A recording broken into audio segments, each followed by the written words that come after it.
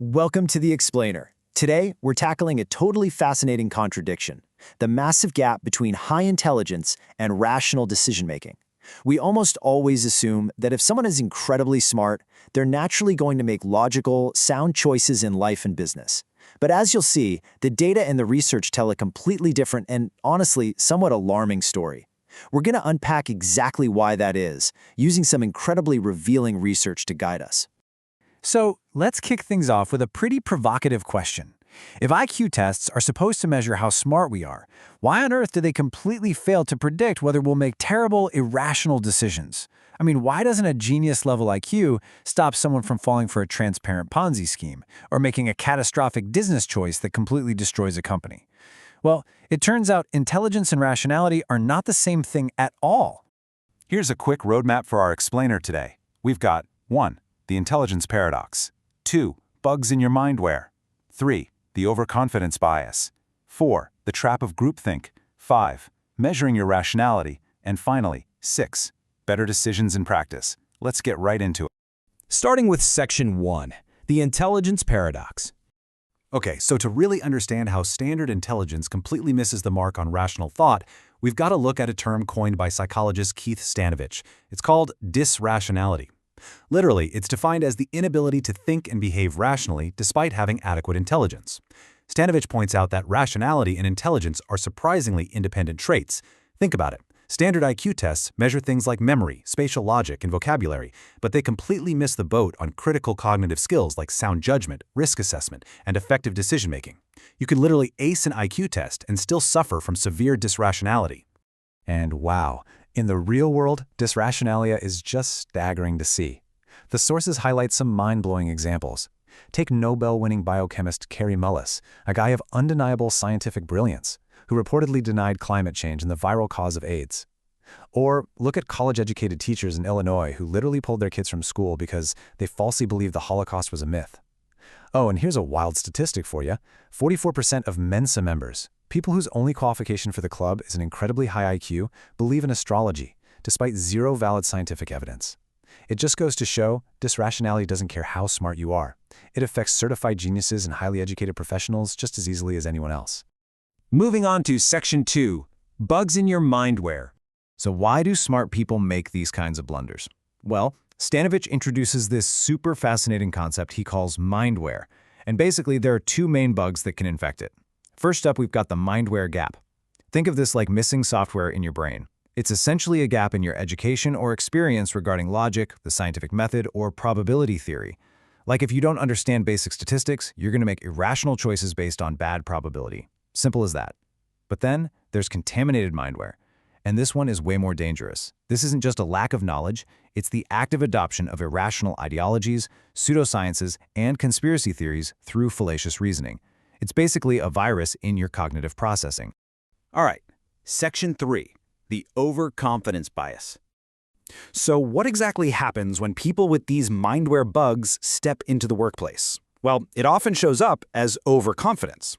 This leads us to some truly fascinating behavioral economics research by Dov Paluch from the Gordon Institute of Business Science.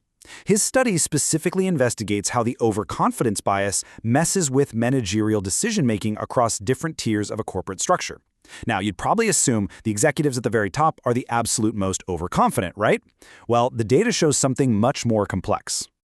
The real kicker is right here in the findings.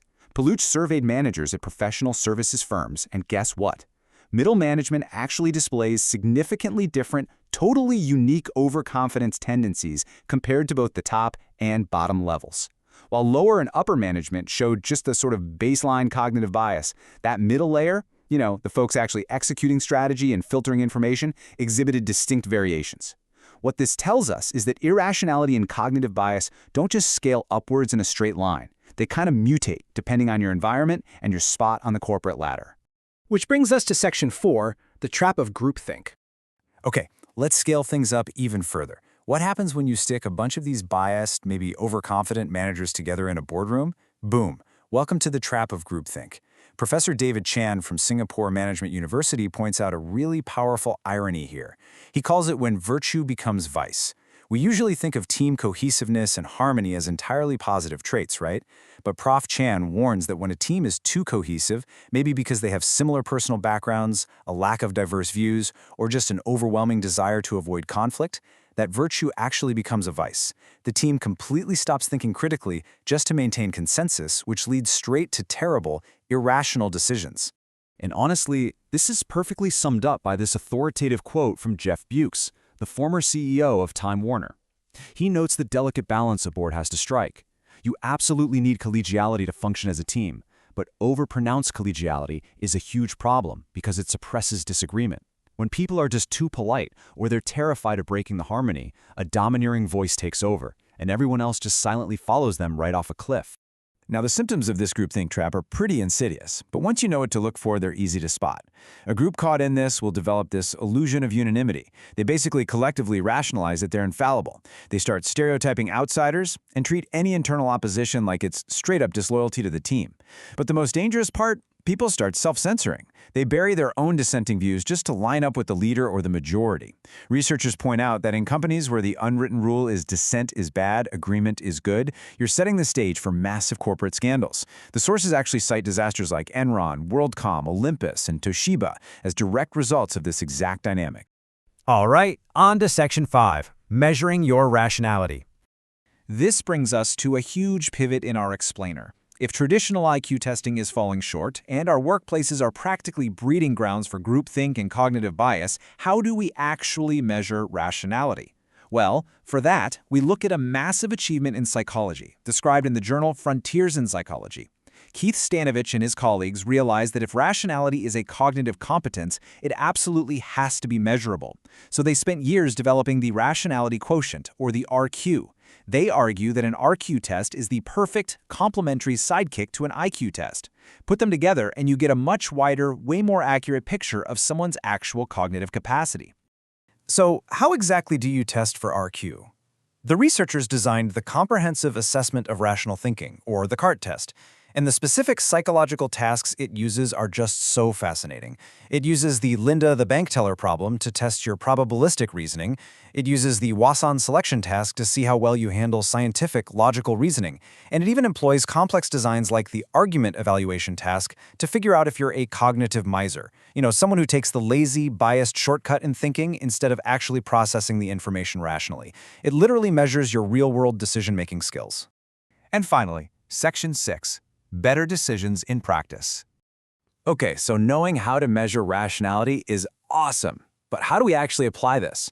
Let's look at some actionable, source-backed takeaways to fix these cognitive biases in our own organizations. The 2018 Singapore Code of Corporate Governance took the threat of groupthink so seriously, they wrote it right into their governance lexicon.